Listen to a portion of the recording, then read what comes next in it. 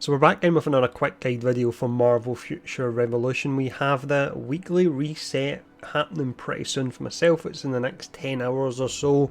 Depending on your region, it may be a little bit longer than that, but the weekly reset is actually really important. So what we're going to do in this video, we're going to talk about the various items you want to buy that are within the store before the weekly reset actually kicks in, because a lot of items are time gated, so you can only buy so many of them each week. And then from there, what we're also going to do, we're going to quickly talk about the different rewards you get for each of the various different modes that are in the game. These reset weekly as well, so I'm going to quickly run over them and tell you which ones are actually worth pushing a little bit for as well, if the rewards are worth it. So we'll dive in and we'll talk about the time gated store items first. So the first thing we're looking at here, it's in the consumables tab in the shop, and it's the raid reward ticket for yourself. It will show on the left if you've not bought it. You can see because I've bought it, it's away at the right hand side here. You can buy 2 of these per week, so that is 400,000, which seems a lot. However, these tickets allow you to refresh the raids daily, and the equivalent cost of doing that in crystals is actually 100 crystals. So for 400,000 gold, you're getting 200 crystals worth of raid resets. It's most definitely worthwhile doing, because your raids and your raid resets, they offer you the materials to upgrade your specializations, which can really transform your hero. When you do get these, don't spend them straight away. Hold on to them, wait until you actually get into your ultimate raids where you're getting more rewards, and then from that point start to spend these tickets. So yeah, these are definitely worthwhile going for. So next up here, this one is for people that are more spending a small amount in the game. It doesn't have to be anything crazy, but this is really good. The one in the middle, the potential supply bundle, this gives you 200 potential for the specific character you're on when you actually buy it. This is a huge amount. Yes, 500 crystals may be a little bit more on the higher side, but with the potential system, you'll reach a point when you're around about a level 100 or so, and you actually just start to run out of these materials, and the game doesn't really give you them anymore. So being able to get an extra 200 of them each week, or you can actually buy this, let's say you can buy it 3 times.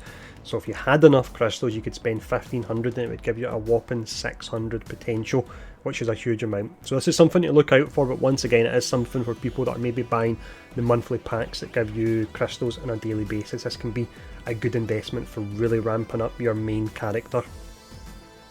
So we're now jumping into the Alliance shop. Your Alliance has to be level 2, but as long as you've got active players, it really shouldn't take that long to get a level 2 Alliance.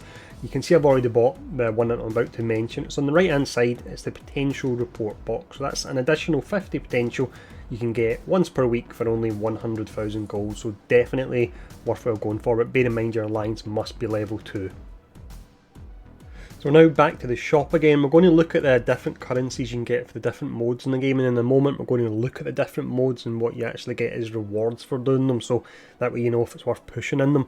But with this one here, this is your friendship points. I would say you want to actually spend these on your stable converging particles and your crystallized converging particles, and you can see there is a weekly limit on them.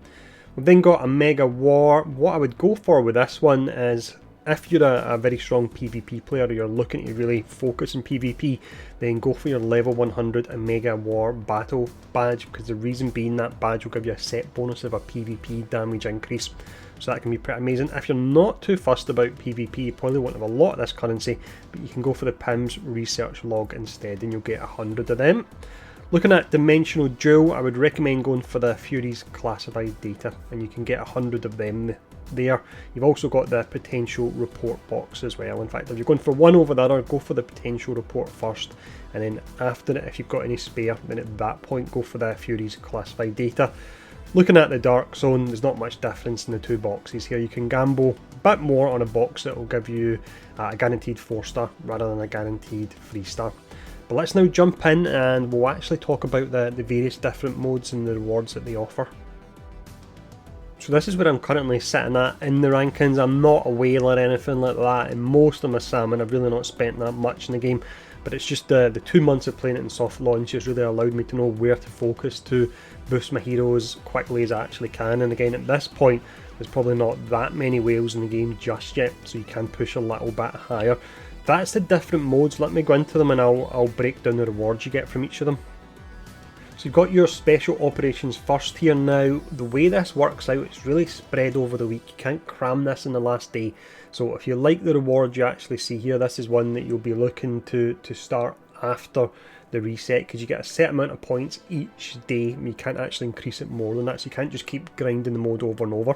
I'm currently doing really good. The reason I'm doing so good is each time I played the special ops I was the number 1 character out of the 4 different ones that were available, and that gives you a bonus on your score. I think it doubles it, or it maybe even it times it by 0.5, so that's really nice. So currently I'm sitting at rank 3 for this, and this will give me 12 of your special operations costume boxes. It's a minimum of 2-star, it can go up to 4-star, so that's actually pretty nice there.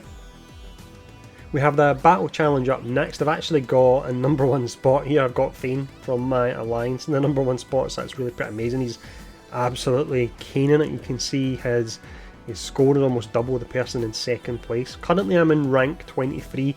This one you can do it on the final date. With this particular one you can just really cram it, and sometimes, to be honest, I actually prefer to do it in the final date because your character will be at their strongest. So yeah, you can even save this to the Sunday and then just smash it and go as hard as you can go on it.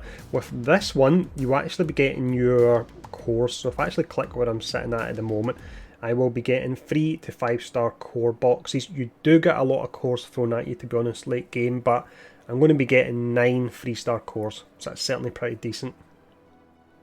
So we have a Mega War up next here. This is one that you could cram a little bit in the last day if you wanted, but you might struggle because the Mega War matches, they don't run all the time. It's only every so often they actually run. But I'm currently sitting at rank, or between rank 21 and 30, which will give me 700 crystals, which really is a decent amount. And I've only done about 3 or 4 matches to actually get to that, so it's really not too bad at all.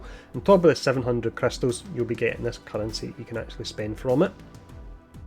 We've got another mode here which is going to give you a fair amount of crystals. This is one that you can cram on the last day if you want. Obviously, if you do it throughout the week, that'll be better, but if you want to start smashing it now for the next 12 hours, you could probably do good as long as you've got a relatively powerful character. We've got Fane, who is in top spot once again here on Spider-Man in this instance, and I'm currently sitting at rank 13, which is decent. I might try and push into rank 10, but I'll be getting 380 crystals for that, and I'll be getting the currency for the dimensional jewel as well. That's your dimensional jewel tokens. Finishing up, we have the Dark Zone. Once again, Fane is really showing off here. He's the only person in the Dark Zone, so he's rank 1 for that reason. He'll be getting the Dark Zone tokens that you can convert or turn in for your Dark Zone badges that offer various different set bonuses. But that is all the various different modes and all the various different currencies that are time gated weekly that you really want to focus on before the weekly reset. And as mentioned, you've still got time for some of these if you want to actually cram them before the reset today to try and get up in the leaderboards and get some nice rewards. But as always, I hope the video has been helpful. If it has, please do take time to hit the like, share and subscribe button. And thanks for tuning in, stay safe, and I'll see you all again soon.